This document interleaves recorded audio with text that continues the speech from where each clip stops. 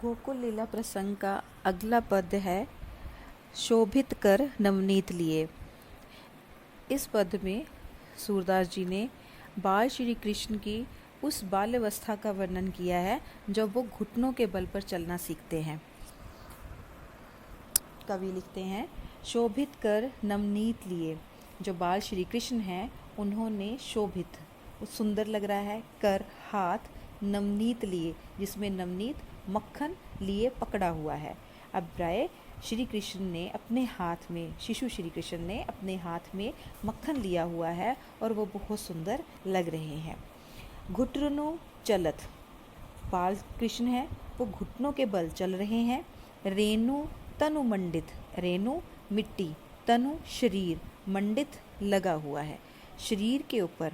अब घुटनों के बल बच्चा जब आंगन में चलेगा, कच्चे आंगन है तो उसके शरीर के ऊपर मिट्टी लगना लाजमी है, तो वो घुटनों के बल चल रहे हैं और उनका शरीर जो है वो मिट्टी से भरा हुआ है, उनके तन के ऊपर मिट्टी लगी हुई है। मुख, मुख चेहरा, दधी, दधी दही, लेप, लेप लगना, किए लगा हुआ है। कहते कि उनके मुख के ऊपर, उनके चेहरे के ऊपर दही लगी हुई है, दही का लेप लगा हुआ है।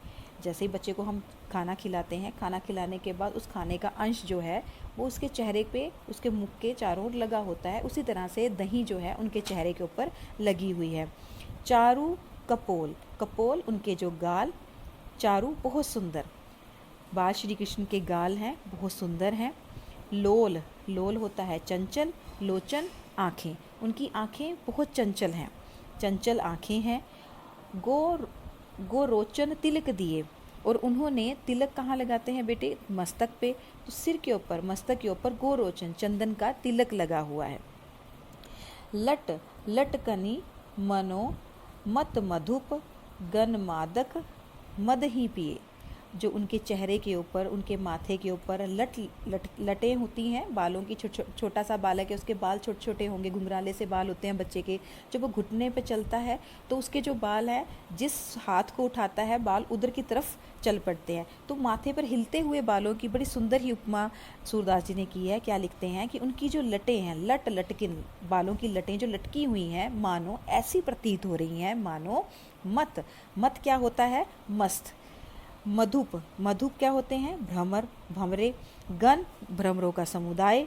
मादक, मद ही पिए, ऐसा लगता है कि जैसे भ्रमरों के समूह ने मादक रस पिया है और वो मस्ती में झूम रहे हैं। माथे के ऊपर लटके हुए बालों की जो उपमा है वो किसके साथ की है? उत्प्रेक्षा अलंकार यहाँ पे है, मानो शब्द आया है तो यहाँ पे उत्प्रेक्षा अलंकार है कि उनकी जो लटें हैं, हिलती हुई माथे पे लटें हैं, वो ऐसी लग रही हैं मानो भ्रमरों का समूह है जिसने मादक मधु का पान किया हुआ है और वो मस्ती में झूम रहे हैं। कठुला कंठ, उन्होंने अपने गले में कठुला डाला हुआ है। वज्र, वज्र एक शस्त्र है, उसका जो छोटा रूप उसने गले में डाला हुआ है बच्चे ने, वज्र। केहरी नख, और उनके हृदय के ऊपर सिंह का जो वज्र नख है वो राजत रुचि ही है, हृदय के ऊपर राजत रुचि, बहुत ज़्यादा सुंदर लग रहा है। उनके हृदय पे विद्यमान सिंह का वज्र, जो वज्र नख जो है बहुत ज़्यादा सुशोभित लग रहा है, सुंदर लग रहा है। धन्य सूर एक लो पल या सुख, सूरदास जी कहते हैं कि वो धन्य है जो श्री कृष्ण का ये सौंदर्य, रूप सौंदर्य का सुख चाहे पल भर के लिए ही हो, लेकिन जो इसको मानता है, जो इस सुख को पाता है, प्राप्त करता है, वो धन्य है, उसका जीवन धन्य है। धन्य सूर एकलो पल या सुख, कि एक पल का है ये सुख जीवन के लिए धन्य है। श्री कृष्ण का ये जो अद्वितीय बाल स्वरूप है, शैशवावस्था है, इसको देखना, इसको निहारना ही एक पल के लिए ही सही, लेकिन ये जीवन को धन्य कर देता है। का सत कल्प किए, सत होता है बेटे सैकड़ों, सैकड़ों काफ़ी संख्या में, और कल्प, कल्प जो है ये हिंदू समय चक्र की सबसे लंबी अवधि मानी जाती है। कहते हैं कि 1000 जो चतुर्युगी होता है उससे एक कल्प बनता है, यानी बहुत ज़्यादा, बहुत लंबा समय। तो कहते हैं कि सैकड़ों कल्प तक जीने का भी कोई लाभ नहीं अगर उसने श्री कृष्ण के इस बाल स्वरूप को, इस बाल रूप को ना देखा।